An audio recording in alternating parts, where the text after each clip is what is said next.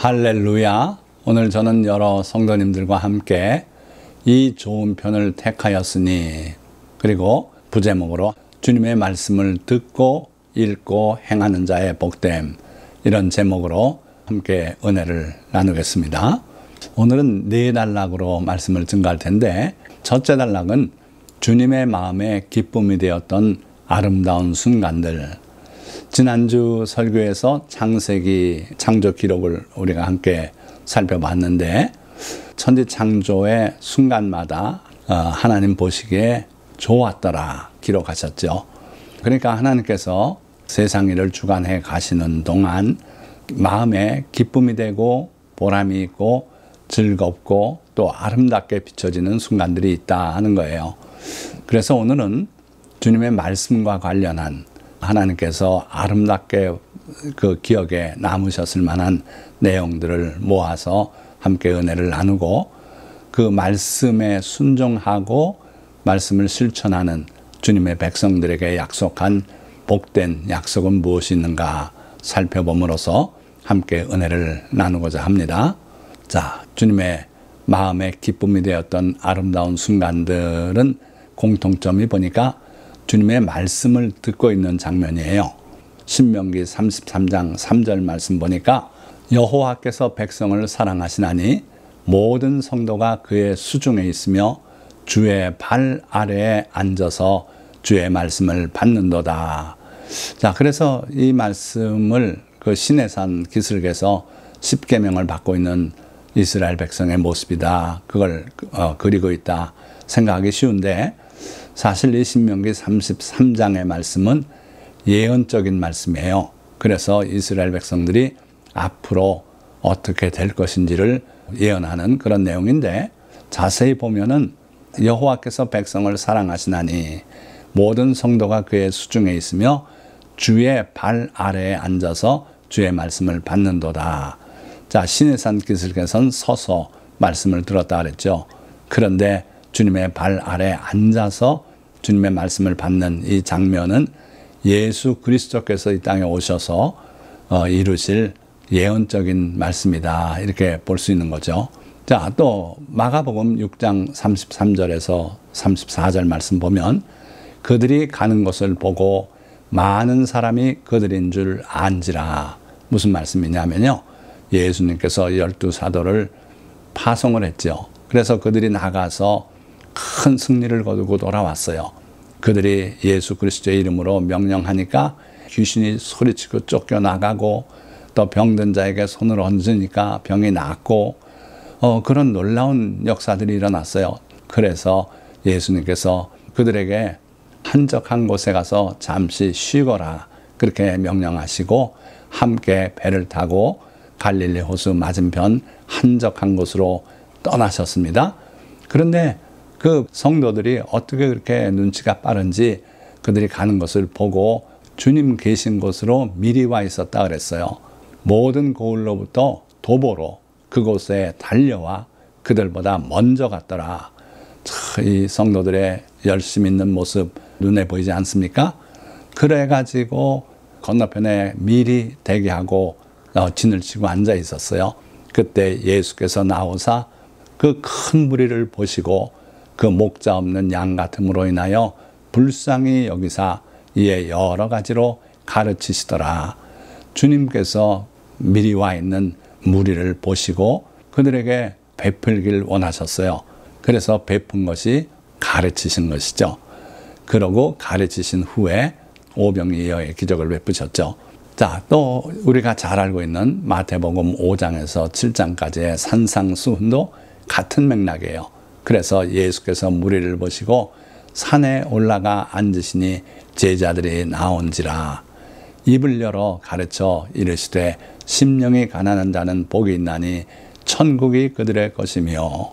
자, 이렇게 시작되는 산상수훈, 이것도 보니까 그 무리를 보시고 그들에게 베풀길 원하셔서 가서 자리를 잡고 앉으니까 제자들이 그 발밑에 모여들었고, 그러고 예수님께서 입을 열어서 가르치셨다 한 거죠. 자, 그러니까 예수님께서 우리에게 무언가 베풀기를 원하실 때 최상의 것으로 여겨서 베푸신 게 바로 가르치십니다. 말씀하신 거죠. 이게 주님의 은혜다. 물론 병 고치는 은혜도 있었고요. 또 배고플 때 오병이어의 기적을 베풀어서 먹이시기도 하고 그러셨습니다마는 많은 경우에 말씀으로 그들에게 베푸셨다 하는 거죠. 아모스 8장 11절의 말씀을 보면 말씀을 듣지 못하는 기갈을 말씀하고 있어요. 그러니까 때가 되면은 하나님께서 기갈을 보내겠다 하셨습니다. 그런데 그 기갈은 먹을 것이 없는 기갈이 아니다. 물이 없어서 목마른 그런 기갈이 아니다. 하나님의 말씀을 듣지 못하는 그러한 기갈이다. 그래서 오늘날 21세기를 살고 있는 우리 성도들도 주님께서 말씀하지 않고 입을 닫고 계시는 그런 기갈이 없기를 바랍니다. 주님의 말씀을 간절히 사모하고 주님의 말씀으로 살기를 원할 때 주님은 우리에게 말씀하신다. 자, 또 누가복음 10장 38절에서 41절의 말씀. 그들이 길 갈 때에 예수께서 한 마을에 들어가심에 마르다라 이름하는 한 여자가 자기 집으로 영접하더라. 그에게 마리아라 하는 동생이 있어 주의 발치에 앉아 그의 말씀을 듣더니, 자, 이 마리아는 자기 언니 마르다가 바쁘게 일하고 있는데 결단을 내렸어요. 선택을 했어요. 언니를 도와서 요리를 할 것인가 아니면 주님의 말씀을 들을 것인가. 주님의 말씀을 듣기로 선택을 했어요. 그래서 주님 앞에 나와서 말씀을 듣는데 눈치가 보이지 않겠습니까? 그럼에도 불구하고 이 마리아는 주님의 말씀에 빠져들었어요. 자, 그럴 때 마르다는 준비하는 일이 많아 마음이 분주한지라. 예수님의 제자가 여럿이 함께 오셨고 그리고 바쁜 길을 가는 중이고 그러니까 제한된 짧은 시간에 식사 대접을 해야 되니까 마음이 바쁘지 않겠어요? 게다가 또 여러 가지 요리를 준비했던 것 같아요. 어쨌든 예수님께 나와 이르되 주여 내 동생이 나 혼자 일하게 두는 것을 생각하지 아니하시나이까.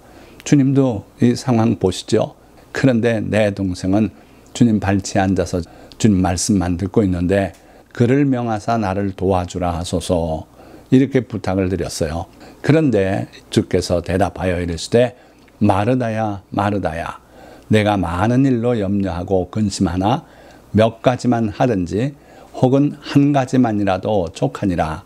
마리아는 이 좋은 편을 택하였으니 빼앗기지 아니하리라 하시니라.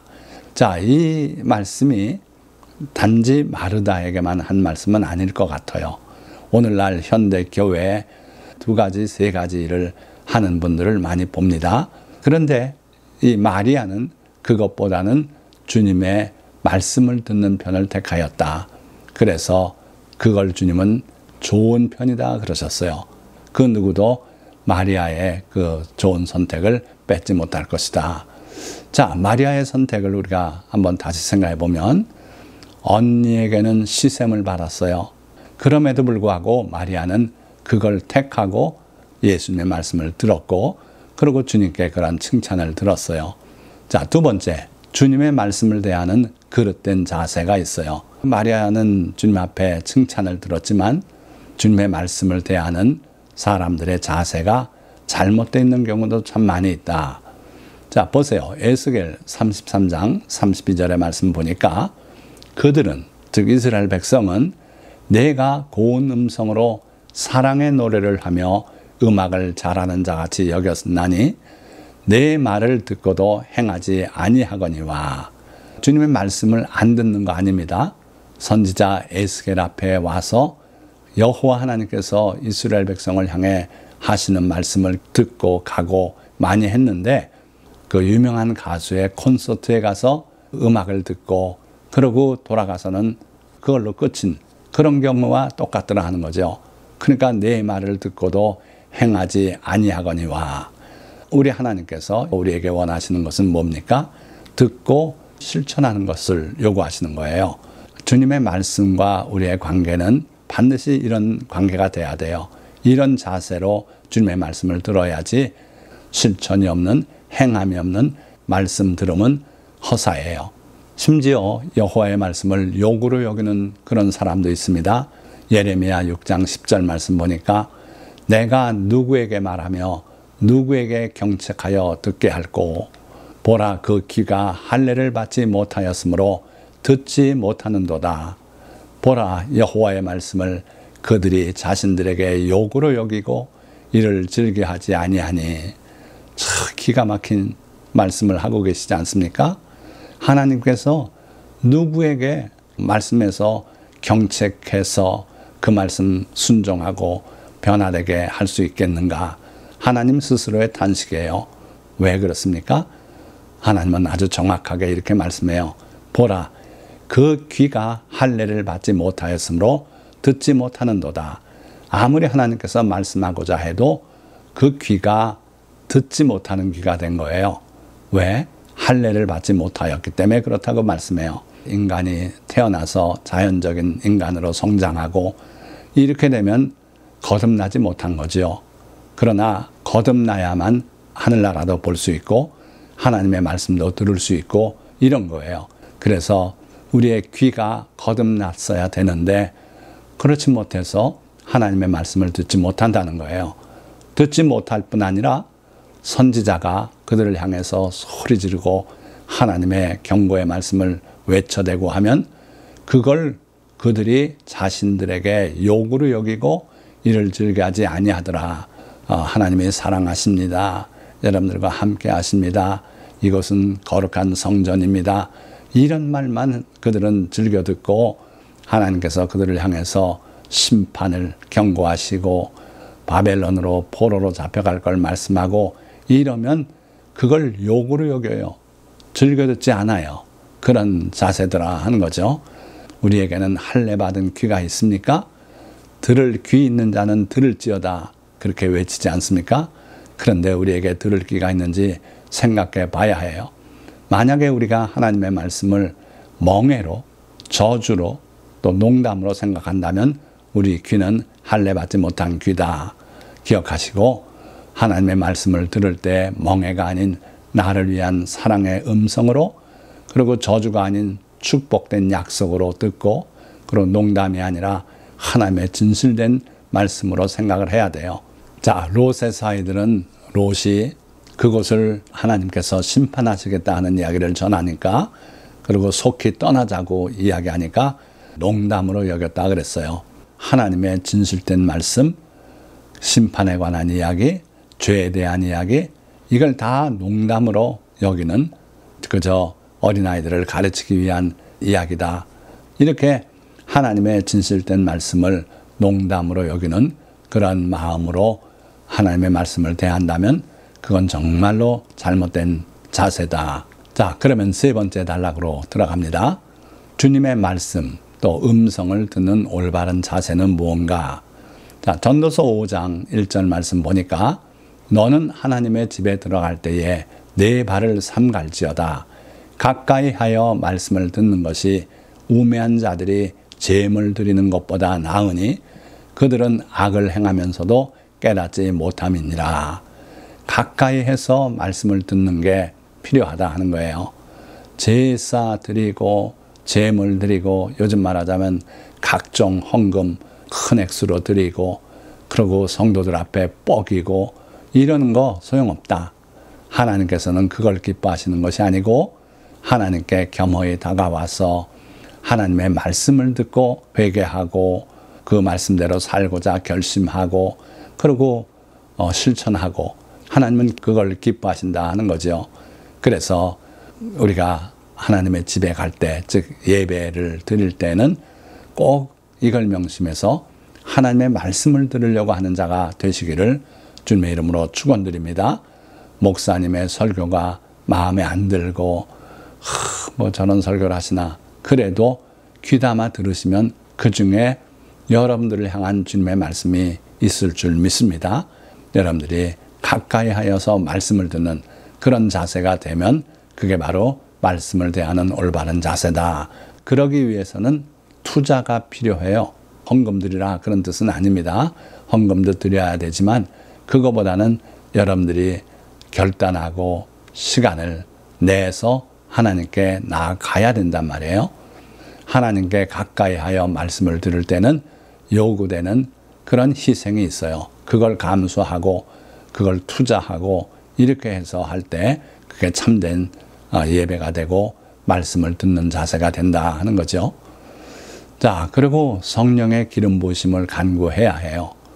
요한복음 16장 13절 말씀, 그러나 진리의 성령이 오시면 그가 너희를 모든 진리 가운데로 인도하시리니, 분명히 약속하고 있어요.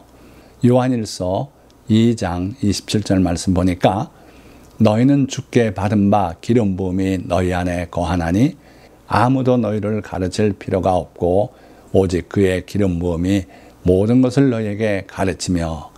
자, 이 말씀은 말씀에 관해서 우리가 교만하라고 부추기는 게 아니에요. 그게 아니고 겸손히 보혜사 성령님의 가르치심을 받으면은 복잡하게 가르치고 교단적인 신학을 가르치고 그거 필요 없다. 오직 순수한 마음으로 주님의 말씀을 읽고 보혜사 성령님의 지도함을 받아서 깨닫고 하면 그걸로 충분하다. 그러니 다른 거 구하지 말고 성령의 도우심을 구하는 그런 자세가 있어야겠다 하는 거죠. 누가 그러한 복을 받겠는가? 구하는 자에게 성령을 주시지 않겠느냐. 그래서 하나님께 간구하면은 하나님께서 성령을 우리에게 보내주셔서 우리의 심령 속에 거주하시면서 이렇게 가르치시겠다 하는 거죠. 자, 마지막 주님의 말씀을 듣고 행하는 자들의 복됨을 말씀드리겠습니다. 제가 대학교 입학 그 당시에 학교 안에 보건진료소가 있으니 찾아가 보라. 그런 말씀이 제 심령에 들려와서 순종하고 찾아가 봤습니다. 그랬더니 결국 제 폐결핵을 근거로 해서 휴학했던 그게 해제가 됐어요. 그래서 제가 한 학기도 거르지 않고 그대로 공부를 할 수 있었습니다. 그러니까 때때로 우리에게 그렇게 말씀하시더라는 거예요. 주님의 말씀은 살아있는 하나님의 말씀이고 그 말씀이 우리에게 다가오는 방식이 여러 가지가 있고 어쨌든 그 말씀을 받아들이고 믿고 순종하면 우리에게 복이 온다 하는 거예요. 자, 요한계시록 1장 3절 말씀, 이 예언의 말씀을 읽는 자와 듣는 자와 그 가운데 기록한 것을 지키는 자는 복이 있나니 때가 가까움이라. 읽는 자도 듣는 자도 또 그 가운데 기록한 것을 지키는 자 다 복이 있다. 때가 가까움이라. 그래서 말씀은요, 성경 말씀이든 또는 우리에게 직접 하시는 주님의 말씀이든 그걸 읽거나 듣거나 그리고 그걸 지킬 때 복이 된다 하는 거예요. 자, 왕을 위한 하나님의 복된 명령이 있는데 신명기 17장 말씀이죠. 그가 왕위에 오르거든 이 율법서의 등사본을 레위 사람 제사장 앞에서 책에 기록하여 평생에 자기 옆에 두고 읽어 그의 하나님 여호와 경외하기를 배우며 이 율법의 모든 말과 이 규례를 지켜 행할 것이라. 그리하면 그의 마음이 그의 형제 위에 교만하지 아니하고 이 명령에서 떠나 좌로나 우로나 치우치지 아니하리니 이스라엘 중에서 그와 그의 자손이 왕위에 있는 날이 장구하리라. 이게 어떻게 하라는 거예요? 하나님의 말씀을 가까이 두고 읽고 배우고 그리고 지켜 행하라. 그리하면 이런 복이 있겠다. 하나님의 복이 약속되어 있어요. 그래서 이 경우에 마음이 교만하지 않아야 할 것이다. 많은 왕들이 실패하는 것은요, 권세를 잡았을 때 교만해져서 그래요. 그래서 반란이 일어나고 반역이 일어나서 끔찍한 종말을 맞이하기도 하고 또는 나라가 무너지기도 하고 그런 일이 많은데, 이렇게만 하면 하나님의 말씀을 소중히 여기고 배우고 또 실행하고 이러면 첫째 복은 무슨 재산이 많아지고 이게 아니고요, 형제 위에 교만하지 아니하게 될 것이다.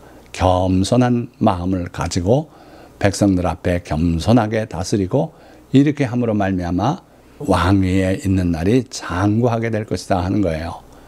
이 말씀이 우리에게도 사실은 해당이 됩니다. 우리가 하나님의 말씀을 옆에 두고 성경 말씀이죠. 그리고 늘 읽고 그 말씀의 뜻을 깨우치기 위해서 기도하고 묻고 그러면서 또 실천해 나가고 그러면은 우리 마음이 겸손해지고 하나님의 복이 우리에게 장구하게 머무를 것이다 하는 거예요. 자, 두 번째 복이 있습니다. 요한복음 5장 25절 말씀. 진실로 진실로 너희에게 이르노니 죽은 자들이 하나님의 아들의 음성을 들을 때가 오나니 곧 이때라. 듣는 자는 살아나리라. 죽은 자들이 주의 음성을 들을 때가 온다. 그러니까 주님은 거룩하고 뭐 하루 기도 뭐 너댓 시간 하고 그런 분에게만 말씀하는 게 아니라는 거예요. 그는 죄인에게도 다가오셔서 말씀하고 심지어 죽은 자에게도 말씀하셔요. 그러면 듣는 자는 즉 마음을 열고 주님의 말씀을 받아들이고 그리고 그 말씀에 찔림받고 회개하고 하는 자에게 주님은 생명을 허락하신다 하는 거예요. 그래서 우리가 지금 이 마지막 때 정말 하나님의 말씀이 들려오지 않는 때 또 많은 자들이 선지자랍시고 주님의 말씀이라고 외쳐대고 하지만 지나가면 거짓 예언이었다 하는 게 드러나는 그러한 때를 우리가 지금 살고 있습니다. 이러한 때 우리는 어쩔 것이냐. 주님께서 우리에게 직접 하시는 말씀이 들려올 때 또 내가 성경을 읽다가 거기서 은혜되는 말씀을 발견했을 때 그 말씀을 부여잡고 그러고 주님께 나아가면 그러면 우리가 삶을 얻게 된다. 생명을 얻게 된다 하는 거예요. 자, 마지막으로 말씀을 존중해야 하고 그 말씀을 듣고 실천하는 자에게 주시는 복된 약속 잠언 1장 33절 말씀이에요. 오직 내 말을 듣는 자는 평안히 살며 재앙에 두려움이 없이 안전하리라. 아멘 할렐루야. 우리가 살고 있는 지금 21세기 얼마나 혼돈되고 두렵고 자연재해도 닥쳐오고 심한 전염병도 자꾸 생겨나고 있고 이런 때 아닙니까? 그야말로 예수님께서 말씀하신 재난의 때 이게 이미 열렸어요. 이제 우리는 재난의 때를 살고 있어요. 자, 그런데 아무리 심한 재난의 때를 살고 있더라도 주님의 말씀을 듣는 자는 오직 내 말을 듣는 자는 평안히 살며 재앙의 두려움이 없이 안전하리라. 할렐루야. 이 복이 여러분들의 복이 되시기를 주님의 이름으로 축원드립니다. 누가 이런 복을 누리겠습니까? 오직 내 말을 듣는 자는 여기 듣는다는 것은 주님의 말씀 듣고 그 말씀대로 주님을 사랑하고 이런 삶을 살면은 평안히 살게 될 것이고 재앙의 두려움 없이 안전하리라. 오늘 이 설교 말씀 들은 성도님들이 다 이와 같은 복을 누리시기를 주님의 이름으로 축원드립니다. 자, 말씀을 맺겠습니다. 주님은 우리가 그의 발 아래 앉아 말씀을 받고 그 말씀에 순종하는 것을 다른 재물보다 귀하게 여기시며 기뻐하시고 복을 약속하셨습니다. 마르다의 동생 마리아가 주님의 발치에 앉아 말씀 듣기를 선택했던 것처럼 성도들이 주께 달려와 며칠씩 들에 머물며 주의 말씀을 들었던 것처럼 우리도 힘을 다해서 주님을 사랑하고 그의 음성에 귀 기울이고 그의 말씀을 날마다 가까이 하여 시간 들여 읽고 묵상하며 실천해야 합니다. 우리가 그렇게 살아가면 이 마지막 재난의 때라도 주님의 품 안에서 두려움 없이 살아가게 될 것입니다. 이것이 이 좋은 편을 택한 성도들에 대한 주님의 약속이기 때문입니다. 할렐루야. 오늘 이 말씀 끝까지 들으신 모든 성도님들에게 이러한 복이 충만히 임하시기를 예수 그리스도의 이름으로 축원드립니다. 기도하겠습니다.